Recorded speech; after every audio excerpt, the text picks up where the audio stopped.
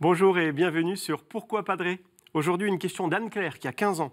Je voudrais savoir si les indulgences sont toujours en vigueur et à quelles conditions. À quoi servent-elles? Pour qui peut-on en obtenir? Oui, Anne-Claire, oui, ça existe toujours et c'est même un peu le grand retour des indulgences qu'on peut obtenir soit pour soi-même, soit pour une personne défunte. Par exemple, le pape François avait proposé des indulgences lors du jubilé de la miséricorde. On était en 2015-2016. Il s'agissait de célébrer le cinquantenaire de la clôture du Concile Vatican II. Alors dans les grands sanctuaires, mais aussi dans les simples paroisses, on afflue à l'occasion de telle ou telle indulgence plénière. Et à Rome, c'est la pénitencerie apostolique qui gère ces dossiers un peu particuliers au nom du pape. Et je l'ai contacté il y a quelques semaines, et une personne là-bas m'a affirmé qu'elle recevait des milliers de demandes par an. Maintenant, c'est vrai que la doctrine des indulgences reste assez obscure.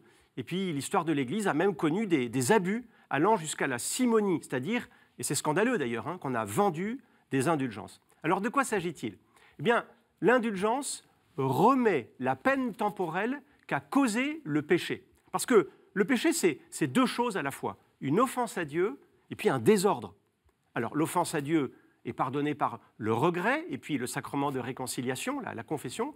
Mais une fois qu'on a reçu le pardon, le désordre est toujours là. Il faut réparer. Un peu comme si on regrettait d'avoir cassé quelque chose. C'est bien de demander pardon, mais ensuite, il faut réparer. Eh bien, cette réparation, c'est à nous de l'accomplir. Et puis, l'Église peut nous y aider, à condition, bien sûr, que le pardon ait été obtenu. Alors, pour cela, eh bien, l'Église puise dans le trésor des indulgences dont elle a la clé. Et c'est le pape qui en est l'administrateur dans l'esprit de la phrase du Christ à Saint Pierre lorsqu'il lui a dit « Tout ce que tu délieras sur la terre sera délié dans les cieux ». Alors, quelles sont les conditions? D'abord, il faut renoncer à tout attachement, au péché, même véniel, c'est-à-dire même le plus petit. Puis ensuite, se confesser dans un délai raisonnable. On pense que dans les jours qui précèdent ou qui suivent la démarche d'indulgence, mais c'est bien.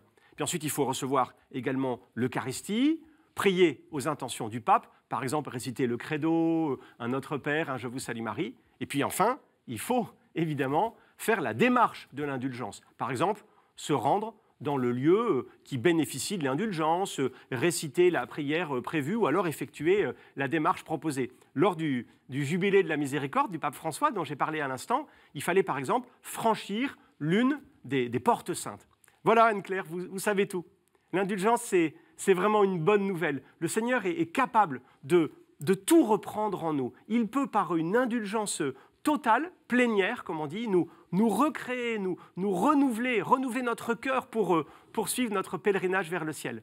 La démarche d'indulgence, c'est en fait un immense acte de foi dans la victoire du Seigneur sur la mort, sur le péché, mais aussi, bien sûr, un nouveau départ dans la grâce de notre baptême. Voilà, merci pour cette question Anne-Claire. Vous pouvez envoyer d'autres questions par email à cette adresse pourquoipadré@ktotv.com ou alors sur les réseaux sociaux avec le hashtag pourquoipadré. Et puis retrouvez cette vidéo et d'autres sur ktotv.com.